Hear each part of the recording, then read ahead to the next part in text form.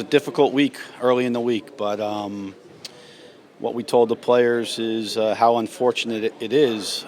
This is the business that we're in, and we told our players, you guys are professional soccer players, and you're paid to play soccer. We're coaches, and we're paid to coach. So once the news came out, everybody had their issues with it, but we got on the field Tuesday and had a really good competitive day of training, and then Wednesday we got into our tactical issues with the Red Bulls and came here. We knew it wasn't going to be pretty, but we persevered, and really proud of our group tonight. What did you think of the performance? Like you said, it's not a normal week with everything that went on. It's also international week, so you have a lot of guys that are missing for international due to injuries.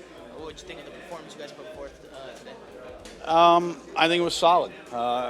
This is not an easy place to come play, and they're not an easy team to play against. They like to disrupt the play, and they were a little bit more direct than we thought they were going to be early on. So we just had to deal with that and deal with a lot of second balls and stuff like that. But we also came in here with the mind frame of we wanted to try and play a little more direct than we usually do as well. So I thought it was a little bit back and forth. They obviously had some great chances that we made saves on, both our goalkeeper and our defenders. But Luis also came up pretty big for them on a couple of plays too. So I think 0-0 is a fair result. How big was Matt back there for you guys? Matt's big, all 6'4" of them tonight. So he was big, and that's why we brought him in here. We know we have probably the best goalkeeper, if not one of the top 2 or 3 goalkeepers in this league, in Nick. And Matt's been chomping at the bits to get into this league, and he put his time in the lower leagues, and he earned his chance tonight, and I think he proved his worth. Daryl, I mean, you're the goalkeeper's coach. What did you like about Matt? That he kept the ball out of the goal.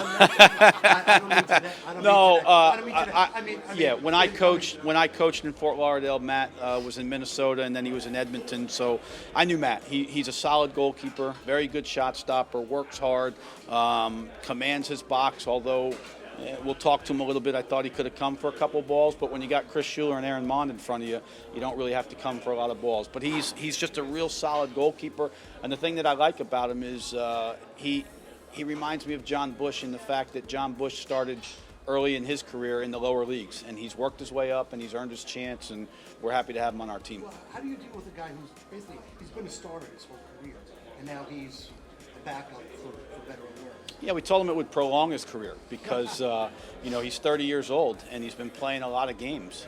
So now he's going to get back and be able to sit back and watch the best goalkeeper in our league.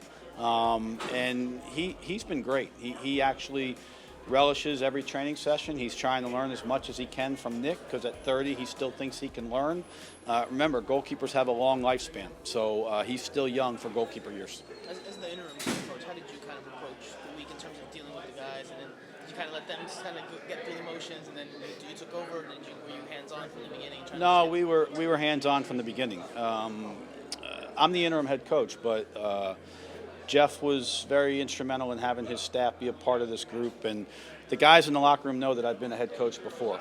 Maybe not in Major League Soccer, but they all know that I've talked to players in hard situations and everything. So for us, it was just keeping things simple, being honest with the guys, letting them know what the game plan was coming into this game, and our guys did everything we asked them to do this week. It was your first match in Major League Soccer as head coach. What were your emotions before? What did you do to prepare? I talked to my dad. I talked to my mom. I talked to my wife. Just normal stuff. I mean, it's just it's a game, and like I said, I've coached before, and obviously this is a bigger stage. It was actually a little bit easier for me because I coached Jesse and Chris when we were in Chicago, so it was kind of fun to go up against those guys in my first game, and it wasn't about me. It's about our team. It's about our organization. It's about our fans, and just having our team prepared to get a result on the road. Have you set up an interview yet for the permanent job? I haven't spoken to anybody about the permanent job. I just was worried about the Red Bulls, and now I'll move on to Minnesota unless they tell me to do something otherwise. How much would you like the I mean, I think you'd be crazy not to want the job. It's a great organization. We've got good people. We've got good players. We've got a great fan base. Obviously, I would love the opportunity to coach this team.